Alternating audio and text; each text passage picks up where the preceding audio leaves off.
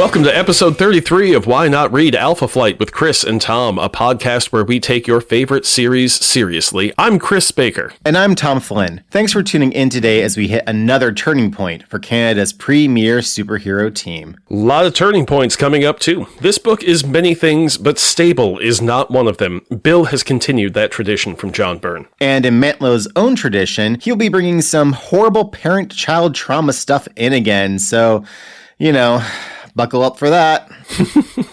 So the story so far, I count 18 named and known characters for us to keep track of in this issue alone, and that's too much to explain, so let me sum up. Alpha Flight is currently made up of Vindicator, Shaman, Snowbird, Puck, Northstar Aurora, Roger Bochs, and Madison Jeffries. The newly re-established Beta Flight currently consists of just little Kara Kilgrave, 13 years old, aka Purple Girl. There seems to be no training program for her, she's just the intern, I guess, there to answer the phones. Also floating around in the book is Snowbird's human husband, the Doug Thompson, their evil old man baby boy demigod who goes by the name Pestilence, and Shaman's daughter, Elizabeth Two-Youngman. And I assume a few children left in Puck's remarkable wake. Oh, funny you should say that, chum. Stop. Oh, Puck fucks. And last but not least, the deceased roster, aka the Croaked Canucks list, is still holding stable at only 2 members, team founder and husband to Heather, Mr. James McDonald Hudson, aka Guardian, and our friend, secret agent superhero linebacker, Dr. Walter Lankowski, aka Sasquatch. So, Walt's coming back soon, right? Like, you keep threatening me. Is it next episode that we're gonna have to get into this? Is that... What am I staring at? That's my question. What you're doing is you're sitting in a chair and you're looking up above you, and above your head is hanging the sword of Lankowski, and you're just waiting for it to fall.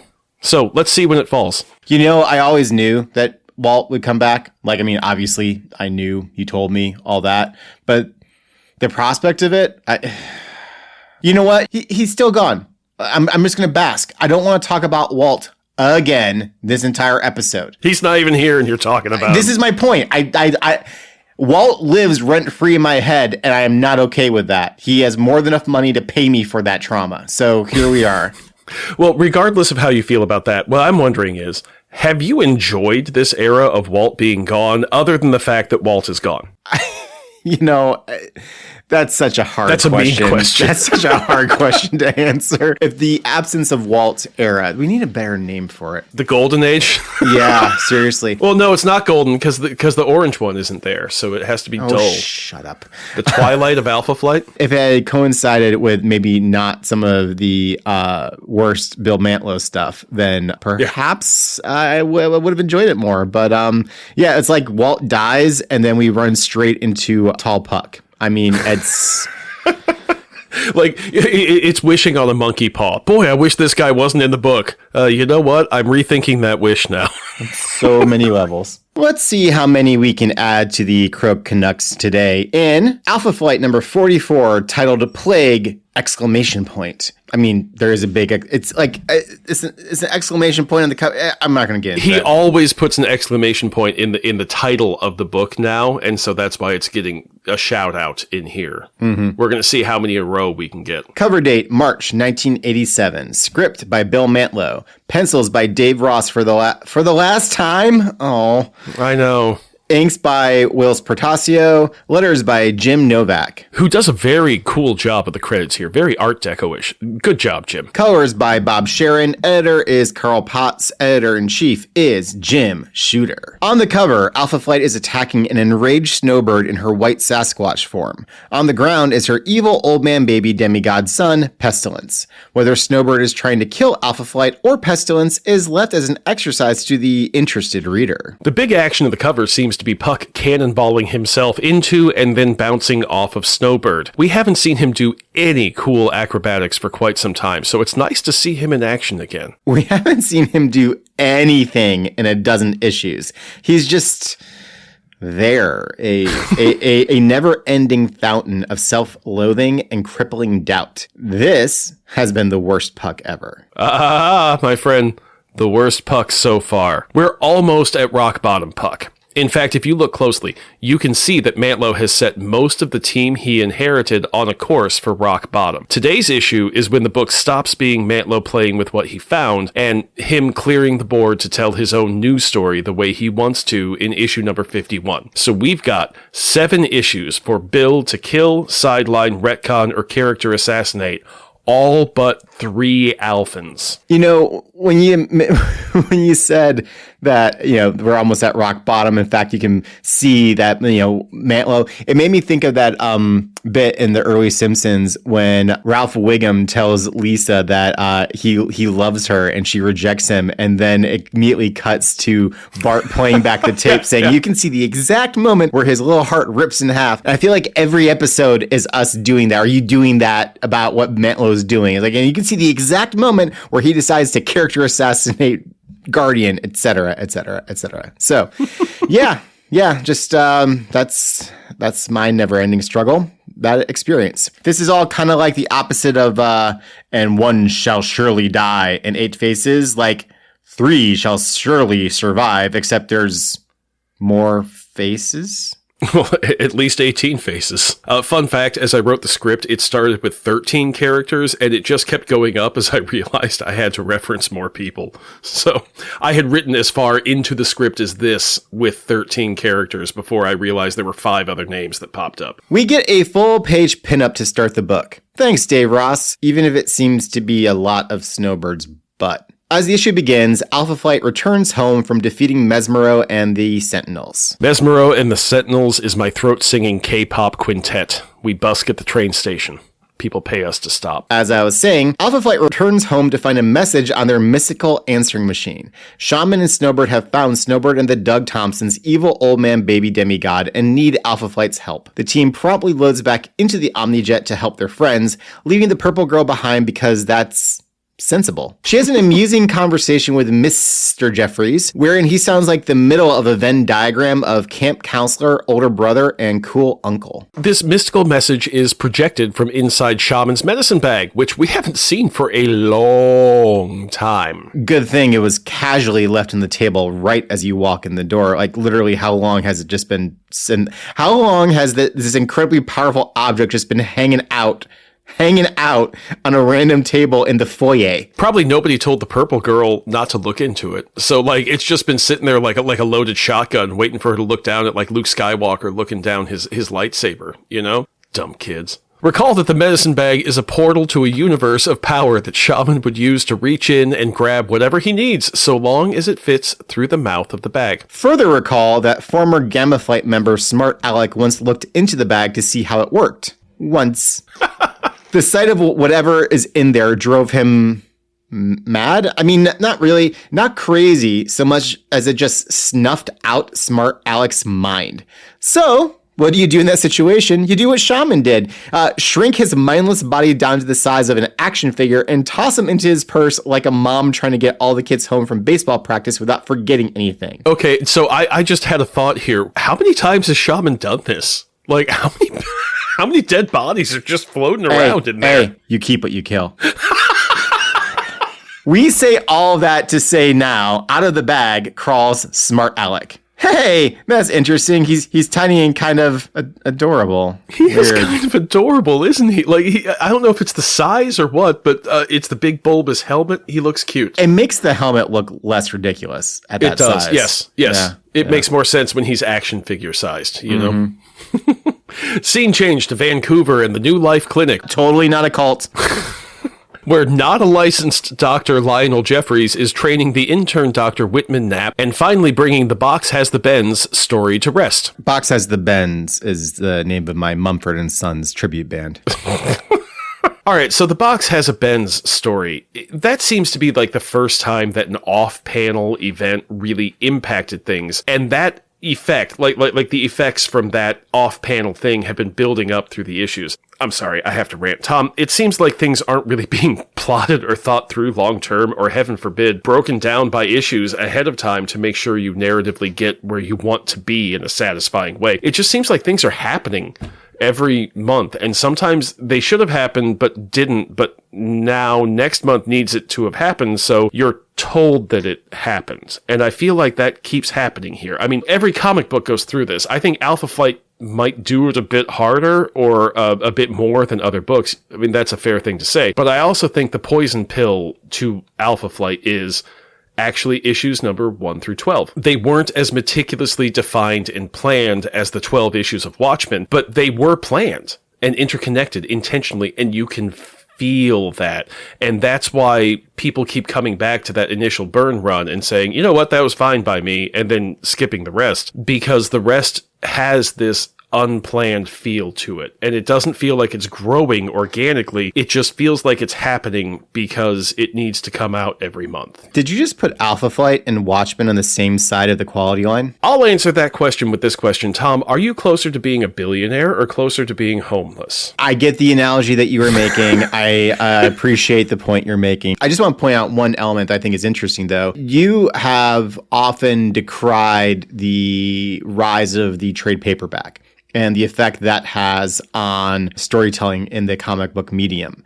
But in some ways, you're almost pointing to the trade paper and that sort of intentional construction as actually being to the detriment to the rest of the series. There is a difference between a planned out story and writing for the trade paperback. Chris Claremont can't really be broken down into a trade paperback, like into a series of trade paperbacks. You can't say, okay, here's this story when it starts and ends, and then that's volume 1, and here's this story, and that's its own volume. Chris Claremont just interweaves everything all the time. As things are ending, other things are coming in, and other things are starting, and there's always a churn of interconnected stuff. And that felt very planned because, you know, you got to kind of keep track of some juggling in order to keep all that stuff happening. And sure, things get dropped, but things getting dropped because you don't follow up on them because you're too busy following up on something else is very different than just things happening month to month because something has to happen to the team this month. So this is what happens to them this month. Jim Shooter, can I have my paycheck? You know, that's kind of what this feels like to me. I think that distinction is a valid one. The notion of plan versus writing towards a specific format, you know, as two distinctive things,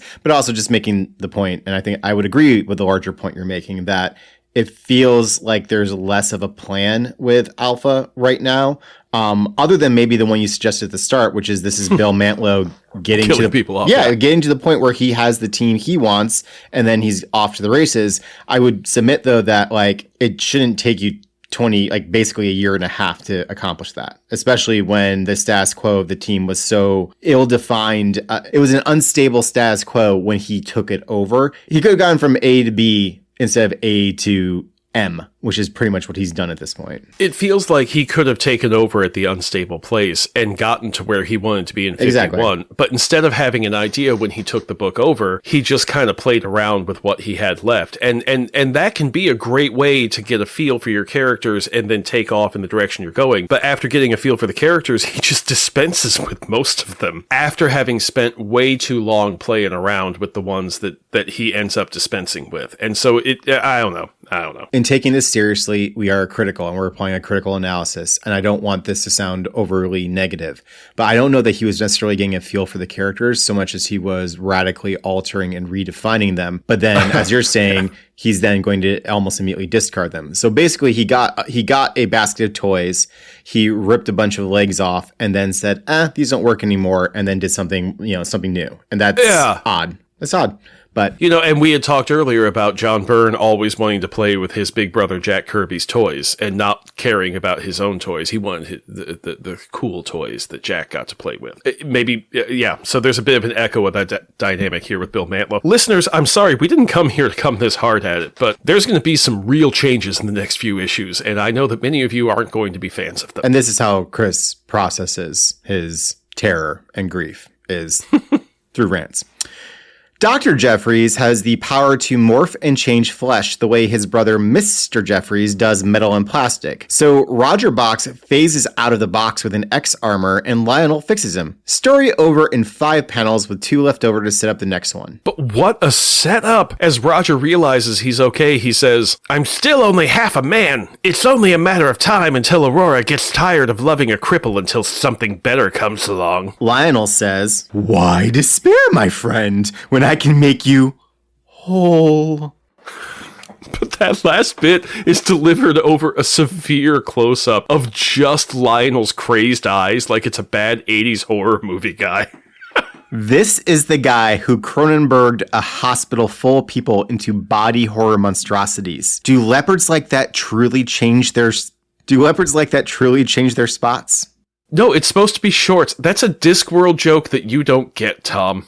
That's why That's why it was very fun to have you stuck with that line, actually. That's also why I said it the way I said it, Chris. I knew it was. I actually kind of knew there was a reference there that you were trying to set me up for. So, well, backing up to Dr. Jeffries, is that why he's Mr. Jeffries? Is that how his brother taunts him? If this Dr. Mr. Differentiation is Lionel's way of teasing Madison, that kind of turns the whole Mr. dynamic around. Yeah, I'm not sure I like this.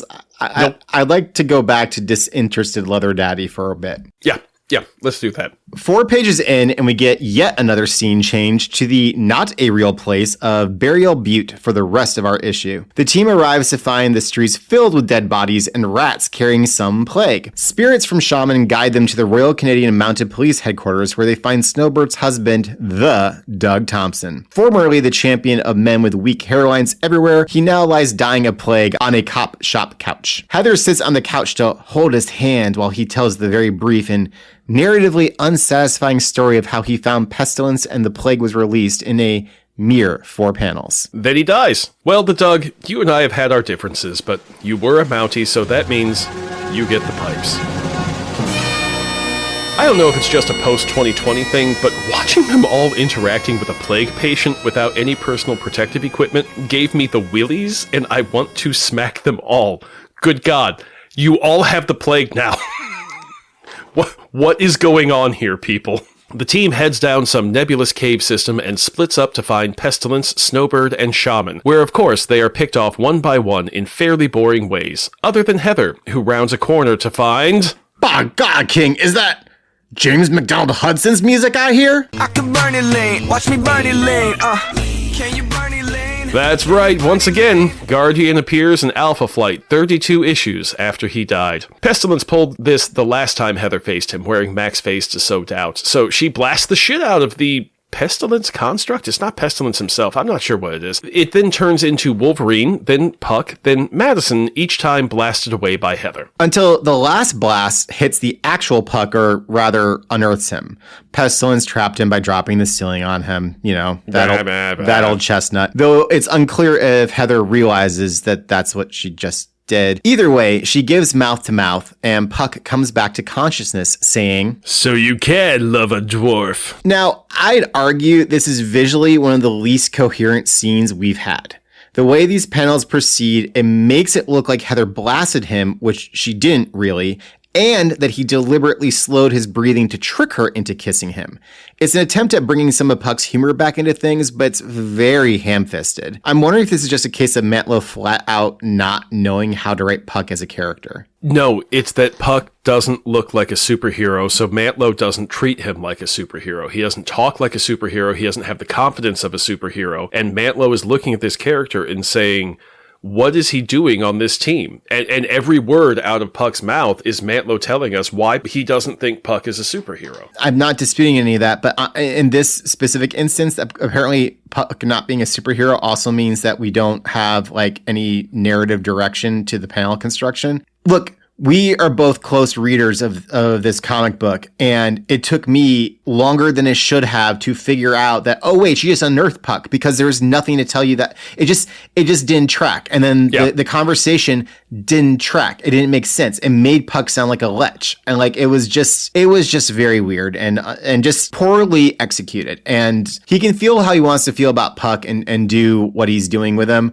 but to create a poor visual product like that is pretty annoying. Seems like Ross is doing the best he can with the Marvel style he's working with, you know? Then maybe there's a reason this is the last one. Ross was just done. Maybe. But, as I think about it, yeah, like all that stuff makes sense that it could have happened that way. It's just the scripting wasn't there for the letters to be put in to say, oh, you must have uncovered me with that last blast or whatever. But I can see that Ross is drawing from what that description would be, that if you take out all the words and everything, all of this makes sense if you had the right script. But Mantlo didn't write the right script for Jim to write down. So sorry, Mantlo fans, we're really coming after Mantlo on this one, but there's some stuff to be critical of in a critical way, but in the academic critical way. We're about to move off of this. I will tell you, Mantlo fans, you have a champion in the letters section this week that provides a pretty strong counterpoint to a lot of what we said last episode. So fear not. We are fair and balanced. Mr. Jeffries pulls the metal ore out of the rocks around them to make a battle suit for himself, and I have to wonder why he didn't bring anything else metal to work with. He just walked down into the dirt and rock and later realized, oh yeah, I'm a squishy bag of salty water. I should probably do something about that. Aurora shamelessly tries to seduce Madison despite him being Roger Bochs' best friend. She says, a mere flirtation, and when I could have a whole man. Madison turns and walks away, replying, "Excuse me, lady, but I suddenly feel kinda spoiled, and I don't think it's the coal dust." Aurora says, am I not allowed to love any man I like? Jeffrey says, "Sure, but don't expect them all to love you back." Good for you, Madison. Yeah, no, that's a really good response. Whether Roger Bochs is your best friend or not, like, that's kind of how you stand up for yourself and your own self-worth. Absolutely. Yeah, like, all the awesomeness in this book is being channeled into Madison Jeffries, and I just wish it was splashed around a little bit more, because he's actively sucking the awesomeness out of the other characters like an awesome vampire. A reverse awesome vampire. Elsewhere in the cave, Northstar finds Pestilence being beaten to death by the white Sasquatch form of Snowbird under the control of Shaman, who summoned the team to distract Pestilence while Shaman controls Snowbird to, kill him before he can kill any more small made-up towns. Recall that since taking on the Talisman of Power, Shaman has become more and more removed from human sympathy and is taking the cold and direct route to stopping problems that fall in his portfolio as the wearer of the Talisman. So, he's here to make Snowbird kill her baby. Guys, all kinds of parental fucked up because he's the one that births Snowbird. I mean, it's just, Bill, is everything okay? So Pestilence kisses Northstar to feed off the decay growing inside Northstar, presumably referencing his mysterious cough and illness that is clearly AIDS bait. Then the team arrives on page 17, just on time for the third act. Blah, blah, blah. Pestilence takes out Alpha Flight, then turns himself into the form of Snowbird's blonde baby boy to make his attackers pause. When Snowbird scoops him up and tries to love him like a mother, Pestilence realizes the baby's pure soul would corrupt his own evil soul if this is allowed to continue, so he turns back into his evil old man form and demands Snowbird kill him. It is fucked. Heather tries to get Shaman to intervene, and he totally talismans out of making a decision. Okay. Much like with Puck, Mantlo either does not like Shaman or just doesn't know how to write him. Even after changing his costume and everything about him, Mantlo is giving Michael all the shit choices. Hell, he's making him not choose at all, which I guess is kind of a Michael thing when shit really goes bad. Yeah, him and you and me and everyone. All of us, buddy. But at this moment, it's frankly just getting ridiculous. I guess he's a Rush fan. What is it they say? Choosing not to choose is still to make a choice. So Pestilence taunts Snowbird by calling her mother while turning back into the baby form when Sasquatch Snowbird smashes the baby and kills it a split second before Vindicator shoots Sasquatch Snowbird through the chest and kills her. We now have an entire family dead and the evil spirit of Pestilence flying away from the bodies shouting, "Free! Free! Free!" Now, okay, Alpha Flight is all about death and failure, and this seems like a whole lot of death and failure. I don't know what to say. Good God. They showed the baby's blood, Tom. It's a lot. It's a lot. It's a lot. And you know what? Bill, is everything okay? For the first time in a very long time, folks, take a drink. Final scene change back to Mansion Alpha, where the team has to tell little Kara Kilgrave, 13 years old, the news. Kara says, You mean sometimes even heroes die? Heather replies, It's worse than that, Purple Girl. Sometimes, especially when we stand alone, some of us even have to kill them. That is a fucked up thing for Heather to say, much less say to an incredibly impressionable teenager. Like, man, when you're raising kids, sometimes you say something and you realize maybe I shouldn't have been quite that raw with the kid. And you generally get that out of the way with the oldest one, and you do better with the younger one. So I'll cut Heather a little bit of slack here. But boy, Heather, that's not how you talk to kids. I will say, though, that I think this is probably the best bit of writing in the whole book. Yeah. I mean, absolutely, Heather would be raw and ripped up and probably would have this reaction to anyone she's speaking to right now. So I think this bit of characterization, this bit of dialogue actually, like, Bill, you actually can write. So could you pretty please write better? Speaking of writing, listener Sween McDervish wrote us about our take on the last issue of Alpha Flight. Sween wrote, Greetings from a longtime Canadian listener. Imagine my surprise to hear you completely tear issue 43 apart on the 1-year anniversary of my podcast guest debut, talking about the very same book on Sarah Century's podcast, Best Issue Ever. Now, admittedly, selecting a best issue ever is an impossible task, and my rationale was that this was the first comic book that started me collecting and loving the art form. And it was also my excuse to talk about the Mantlo run and how, despite the often overwrought dialogue, it is a goldmine for the kind of analysis comics podcasters love to do these days. Here are a few things for you to reconsider. 1. The goddamn amazing cover. Another coup for Dave Ross with its dramatic fourth wall breaking pose as a terrified North Star tries to escape the grip of giant killer robots through a ripped apart bi-national flag. Even the letterer is killing it here. 2. The genius of using hilarious loser Mesmero, last seen trying to kill the New York Times reviewer who panned his stage hypnotist show in the pages of Spider-Man. My God, that's terrible.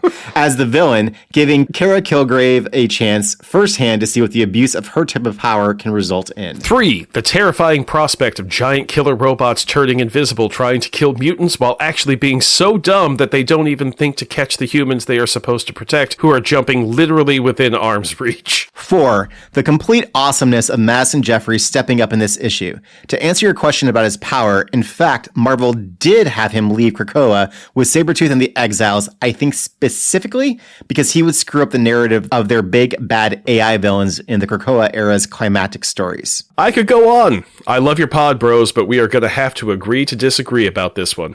All the best to you guys and to Tom's adorable daughter, Sween.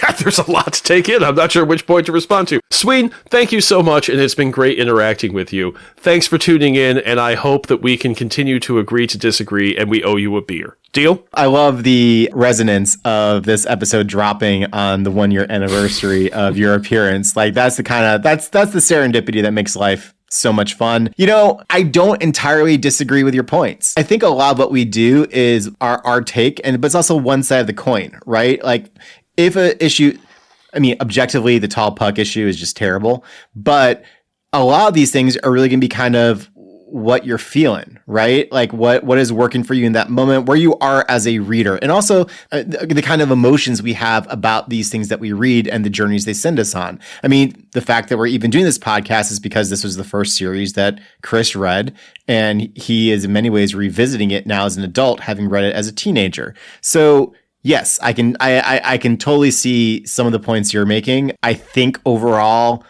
and having the larger context of who Mesmero was, all that. Sween, I appreciated knowing what Mesmero was in jail for, because I had looked it up for Diablo for the annual, and they didn't have a convenient reference to when he got arrested. So thank you very much for that context, because it's always fun to know what silly thing a villain did to get put into jail before he breaks out. We're really enjoying Madison Jeffries. We are not enjoying that it seems to be coming at the expense of everyone else when that isn't remotely necessary. But no, Madison is a fascinating and neat character. And the idea of him being on Krakoa and AI, and Madison Jeffries in an AI age sounds like a fucking fantastic miniseries. Like he could go nuts on OpenAI, on Grok, on all of it. Give them form, and then it would be very fascinating to me to see that explored even further. You know what sounds like fun? A Madison Jeffries with the AI programs, but styled in the Mojoverse style that is over the top and expressly parodying and satirizing what it is that's actually happening around us with media culture and things like that. Oh, that sounds like a lot of fun. Well, and also Madison being a vessel or a means by which AI can give itself, physical forms, and those physical forms being something radically and wildly different than what we look like. I mean, that was one of the strengths of the Matrix series, right? Like the bodies that the AIs inhabit as they interact in the physical world in IRL look more like insects or squids. Was it IRL, Tom? Sorry.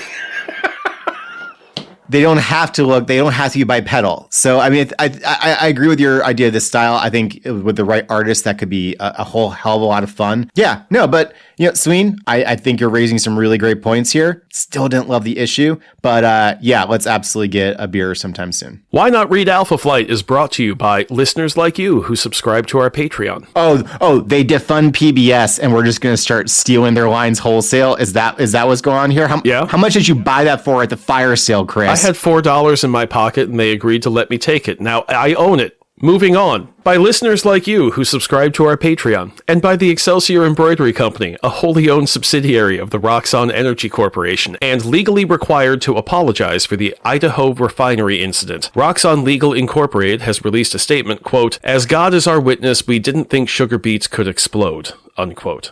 It's back to school season, and my youngest picked a minimalist Superman backpack all on her own and asked me to make her a crypto patch, which I did, along with a Devil Dinosaur and Jeff the Shark patch. You can see pics of the coolest backpack in 3rd grade by following Excelsior Embroidery Co. on Blue Sky and Instagram. You can also see my Being Kind is Punk Rock patch, now on sale by going to excelsiorembroidery.etsy.com. Listeners of Why Not can use the coupon code WN503 to get 50% off when you order any 3 items from the Etsy store. When company's coming over, bring out the good towels. Excelsior. If you only had $4 on hand, you really need to renegotiate that deal with Roxxon. They take all my money, Tom. I'm broke. Yeah, that's actually why he has a radioactive cat. It's because of Roxxon. Why Not Read Alpha Flight with Chris and Tom is recorded in Chicago, Illinois, and deep beneath stately Baker Manor in a fashionable neighborhood outside St. Louis. It is written by Chris Baker, edited... That was an amazingly dismissive.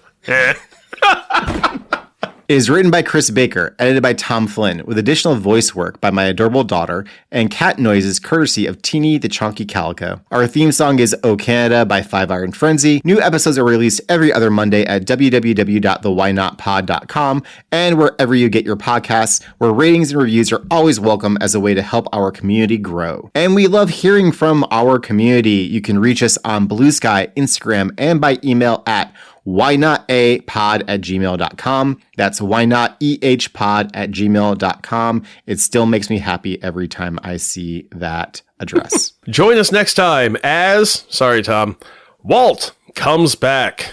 Join Chris next time. It's up in the air whether I show up. Yeah, Tom's going to fuck off to the bar for the next issue. Jesus, I might just record it from the bar. Bye, y'all.